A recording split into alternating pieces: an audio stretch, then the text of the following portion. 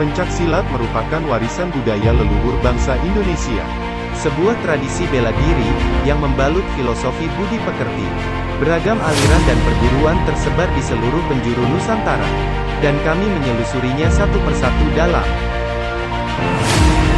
Jejak Sang Pesilat.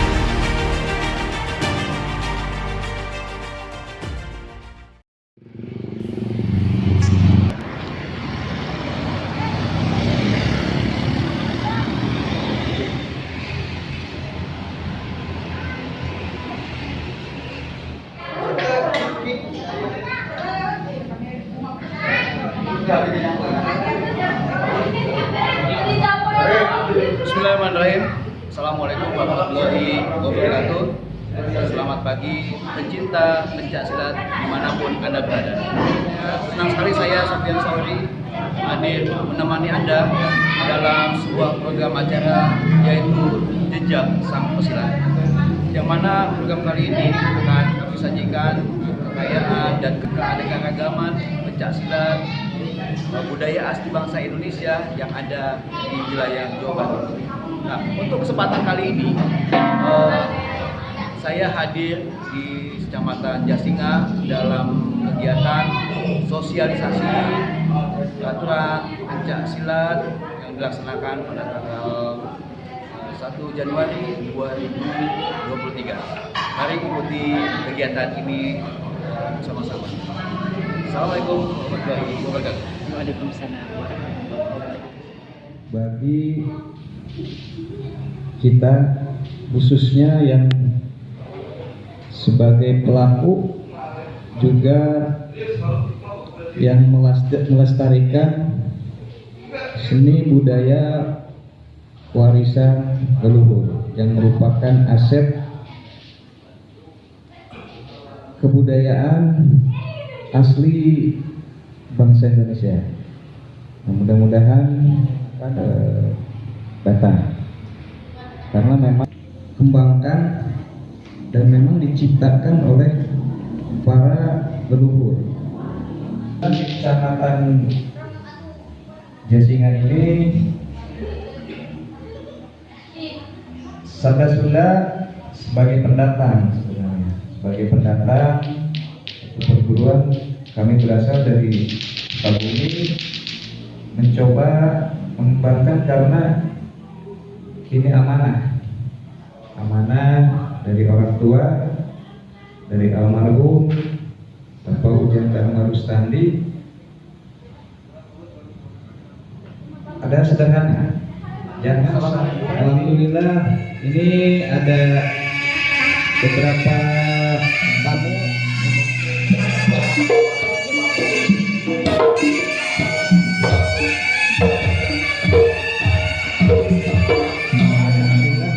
Kedatangan dari tim dari Pak Yayat, dari Ketua Gugus 1, Ibu dari, dan tidak lupa dari para pemuda dari Kecamatan Jasinga. Untuk itu kami persilakan dulu untuk memberikan sambutan sepatah dua patah kata. Nanti ada perwakilan juga dari utusan dari kecamatan, kemudian saya hormati juga teman saya, para pemuda nih dari KMPI kecamatan di sini. Alhamdulillah utusan pengurus dari KMPI kecamatan di sini hadir dalam acara ini. Bapak dan Ibu yang saya hormati, kemudian juga saya kebetulan di pengurusan KOK ya, koordinator olahraga kecamatan di bidang sirkuit prestasi, Jadi ada kaitannya dengan prestasi berbagai cabang olahraga yang ada di Kecamatan Jasinga khususnya. Bapak dan Ibu yang saya hormati, alhamdulillah saya tadi sudah berbincang-bincang, saya belum kenal namanya gitu. Olahraga pencaksilat ini, Jasinga ini, Bogor Barat ini sudah ada sebenarnya. Tapi kesini-sini sepertinya gitu. Kalau saya katakan tidak peduli, tidak kurang peduli ya, tidak seperti itu. Ya. Makanya saya sama juga ya, dari juga anak-anak dari sekolah itu ditampilkan sebanyak 100 orang. Alhamdulillah masyarakat juga Bu ya merespon itu, yang lain juga masyarakat merespon ya dengan adanya Pancasila ini. Dan target saya di pendidikan itu di O2SN Pak, di O2SN tingkat Kabupaten Bogor. Jadi selama ini kami dari kabupaten sudah bisa bersilaturahmi ke situ ya, ke Jasinga ini merupakan ya awal barangkali untuk kebangkitan olahraga cabang olahraga pencaksilat di Kecamatan Jasinga.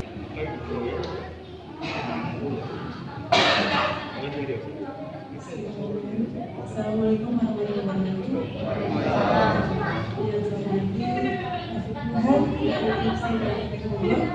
Yang saya hormati rekan saya dari yang hormati pula rekan kami dari mewakili beliau karena beliau hari ini tidak bisa hadir langsung dalam kegiatan Sabtu pada ini. Tidak mengurangi rasa hormat, punten tolong sampaikan juga kepada pengurus kabupaten Bapak karena tidak bisa hadir langsung. Kemudian selanjutnya pada hari ini saya lihat kegiatan silaturahmi dengan tema yang begitu bagus ya Pak, mengenai aturan festival dan pasang diri.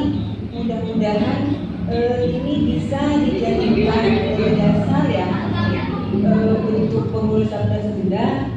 Juga mungkin nanti punten Pak mohon bantuan juga untuk fokus diinformasikan kepada fokus yang lain, karena kemarin seperti saya lihat pada acara kegiatan di tingkat kecamatan barusan fokus ya Pak, bisa menambah keinginan warga masyarakat ya, karena memang seperti yang kita ketahui generasi muda sekarang sepertinya lebih kepada gadget dan secara tidak langsung dan tidak bisa kita pungkiri juga bahwa gadget itu lebih kepada tidak bisa bersosialisasi dengan lingkungan sekitar, apalagi dengan permainan game online. Akhirnya mereka hanya diri sendiri dan kelompok kecil saja gitu. Karena kenapa bisa saya sampaikan seperti itu? Ya seperti kita tahu akhirnya seperti yang kejuaraan tingkat kecamatan Bogor di Jasinga juga sudah ada tingkat nasional kalau tidak salah, tapi ternyata efek negatifnya itu adalah virus yang memang akhirnya tidak oleh atlet itu. Diwakili oleh Ibu, senang sekali ya kegiatan ini dihadir oleh pemerintahan ya. Saya hormati dan saya banggakan mitra kita dalam hal pengembangan pencaksilat di kecamatan ya. Saya semangatnya luar biasa, saya salut banget. Dan saya apresiasi terhadap apa yang telah dilakukan oleh Bapak. Kemudian yang terhormat rekan-rekan kami dari pengurus IPSI Kabupaten Bogor dan saya guru yang berada di wilayah Kecamatan Jasinga.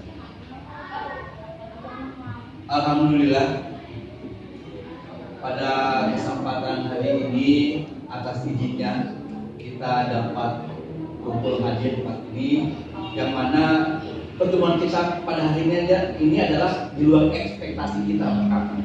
Terus terang aja, jadi kenapa kita tertarik untuk main jelasnya? Jadi awalnya 2023 Kecamatan Jasinga menjadi langkah awal kita mudah-mudahan bisa mensosialisasikan dan berkembang di wilayah-wilayah yang lain supaya bisa berkembang sama seperti Sabda Sunda. Nah, ketika kita diberikan kepercayaan itu, tanggung jawabnya itu justru berbesar. Tanggung jawab kita itu harus kita jaga. Nah, salah satunya apa? Dengan cara terus memberi ruang kepada budaya asli Indonesia untuk berkembang. Ya. Nah, salah satunya ini adalah kewajiban kami setelah dia menjadi arah kiblat kita. Wah, dia pakai ini, terus kita contoh nih, dia pakai ini, ternyata dia udah beda lagi. Nah, itu kita harus bisa mempunyai langkah satu langkah di depan dari mereka. Nah, kuncinya adalah kita harus kompak, dari baik itu perguruan silat, pengurus IPSI maupun pemerintah daerahnya harus kompak mendukung itu tentang keberadaan perguruan yang mempunyai potensi. Nah, salah satunya ketika masuk ke wujud prakteknya itu terkendala. Karena kenapa? Karena potensi tadi yang kata Pak Sorjan juga bicara, kiblat kita untuk bisnis tradisi anggap daerah Ketang, Bandung, Garut, pada Ragus. Terkadang kita ngeper, aduh, dengar tepakan gendang di awalnya sambutannya, tapi ini ilmu, ini ilmu buat kita terus maju ke depan, mempelajari, dan itu pun tidak bosan-bosan. Saya ngajak, ayo. Tapi semua kami kembalikan ke paguron-paguron yang ada di sini. Mudah-mudahan dengan acara seperti ini terus merembet ke acara-acara berikutnya. Ya mungkin dari saya itu aja. Sambil menunggu tukang tarompet ke mana ya?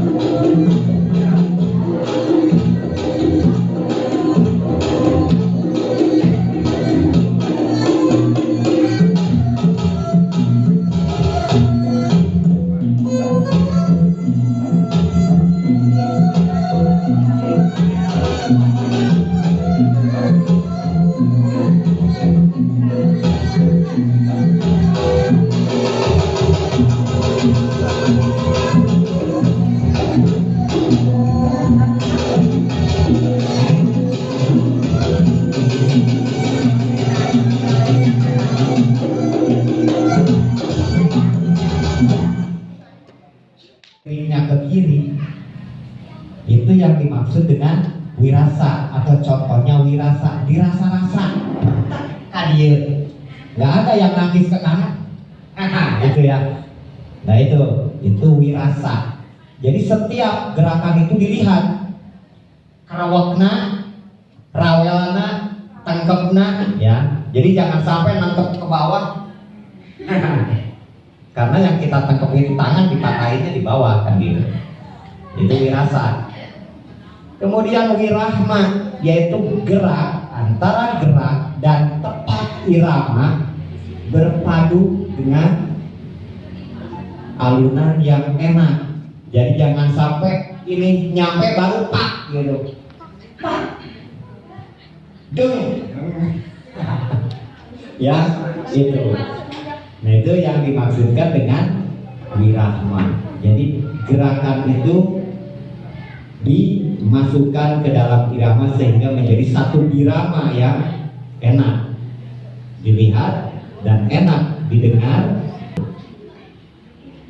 Nah, kolaborasi musiknya boleh itu dipadukan dengan alat-alat yang lain ya, alat-alat tambahan, misalnya menggunakan saron, bona, kempul, kacapi, suling boleh. Kidungan atau goleng pangan ancak disebutnya. Setelah ancak 5 langkah baru ganggol, nah itu boleh seperti itu. Baru nanti masuk ke tepat paleret dari country itu. Nah, dari tepat paleret itu, tepat paleret tidak ada patokan di dalam festival harus 5 gong, nggak ada di dalam festival itu. Yang penting diselipkan tepat paleretnya, mau 2 gong atau 1 gong, masuk lagi ke country tengah ya, atau ke tabasan, itu silakan. Itu jeung kudu eunteup seureum. Apa itu eunteup seureum? Ini perlu dijelaskan. Kadang-kadang ada yang bilang eunteup seureum tapi disuruh menjelaskan dia tidak paham eunteup seureum. Disangka daun seureum di entep menang metikan. Yang dimaksud dengan eunteup seureum di sini, gerakan itu harus bertahap sampai selesai. Jadi jangan sampai hitungan 2 ke sini, 3 balik kali itu, iya musuh di harus sana naon. Nah itu berarti tidak eunteup seureum. Yang namanya eunteup seureum itu kalau misalnya tangan kanannya sudah kita ambil dan kita patahkan, berarti dia serang dengan tangan yang satunya. Tangan yang satunya kita ambil, tangkap ya. Berarti sudah 2 gerakan untuk mematahkan gerakan lawan, tangan kanan dan kiri. Oh, kakinya dia nendang, kita tangkis dan ke bawah, kan gitu ya. Itu udah berapa? 1, 2, 3, 4, 5, kan gitu ya. 5 nanti gitu. Makanya untuk mensiasatinya, makanya perbanyaklah minci. Mau 3 kali 5 gong, nggak masalah ya, itu dipasang kiri. Karena mincing itu masuknya ke penilaian kalau dipasang kiri. Tapi kalau di festival hanya cukup tarik mincing langsung ke gerak lagi ya, karena kita dituntut untuk mengkreasikan sekaya mungkin penampilan si atlet itu di festival. Nah, kemudian ada gerakan yang dilarang di PPSI. Jadi jangan sampai nanti membawa atlet di gelanggang putra, Kang Hendra. Walaupun saya masih ada tanda tanya, benar nggak umurnya sudah 50 tahun? Itu kan perlu dibuktikan. Jadi jangan sampai nanti ada kejuaraan Jawa saya kirimkan, ternyata di sana saya kena teguran. Jadi harus ada saya mengajarkan Mojai Hamari kan begitu ya. Jadi kita saling bertukar pikiran untuk kemajuan pencak silat di Kabupaten Bogor, khususnya di wilayah Kecamatan Jasinga gitu. Mungkin itu dulu yang saya sampaikan. Selanjutnya ada tambahan-tambahan dari rekan saya persilakan.